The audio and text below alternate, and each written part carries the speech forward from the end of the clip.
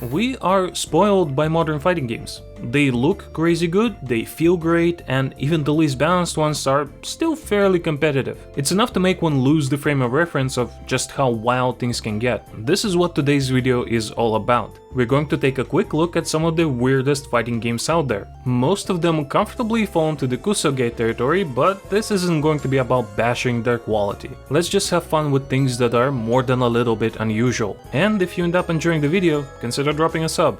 Cheers! So that you have an idea of what to expect, the arguably most normal game on this list is a fighting game adaptation of Les Misérables, a 19th century French historical novel, or more specifically, its famous musical and movie adaptations. Despite such an unusual source of inspiration, Armjo doesn't really try to leverage the strengths of the original work. There is an arcade run, but no narrative.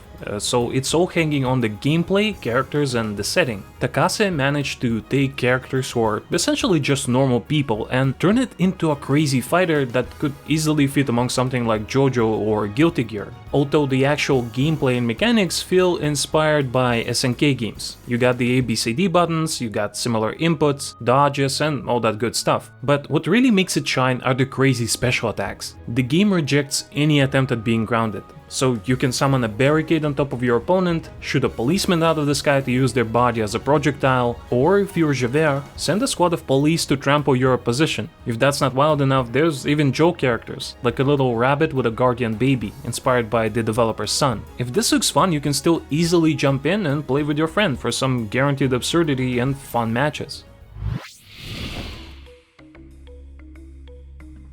In the 90s, Virtua Fighter ruled the arcades, and Namco had a grip on the home consoles with Tekken and Soul Calibur. You can't possibly compete with titans like that. Your only option is to outsmart them.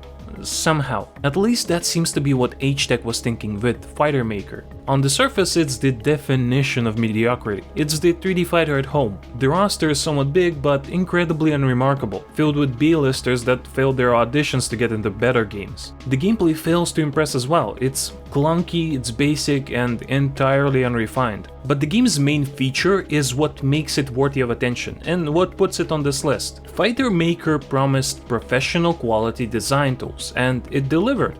However, you also have to be a true professional to make sense of these design tools. It's so convoluted and cumbersome that making one barely decent character would likely take you hundreds of hours. For the average player, the result will be much closer to something like this.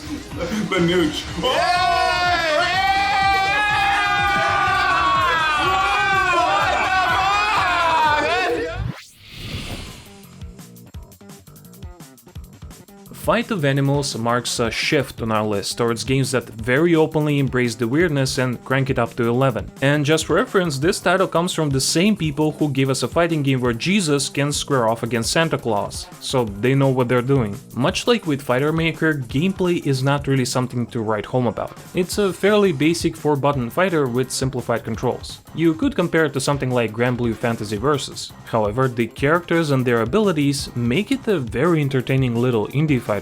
The name gives it away, of course, but you're not just using any normal animals. Every character in this game is based on memes or viral animal photos, from ancient classics like the long cat to less common ones like the egg dog. You basically get a full game of what would usually be joke characters, and all of them have the special moves to match that. Surprisingly enough, it's not too rare to see a side tournament for this game at bigger events, so even if you don't play it, it's worth checking out the events to appreciate how silly it is.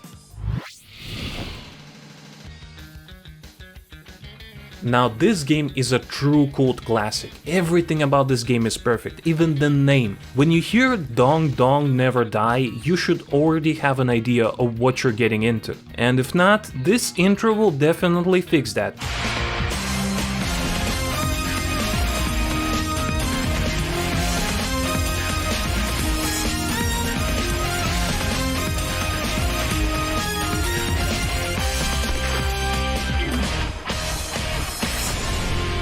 Yes, that was KOF98 intro music. Dong Dong is a free game made by a bunch of hardcore fighting game fans from China, and they are very upfront about the things that influence them. KOF and Street Fighter are the biggest ones, so you see a lot of moves, effects, music, or stages that were either influenced by or directly taken from those games. However, what truly made this game a cult classic is the amount of sheer passion, effort, and talent that went into making this. You can tell the developers had fun coming up with all the different characters, their costumes, and acting out their animations. And since they knew what they like in fighting games, it actually feels pretty decent to play. If you are a fan of fighting games, you owe it to yourself to try it at least once.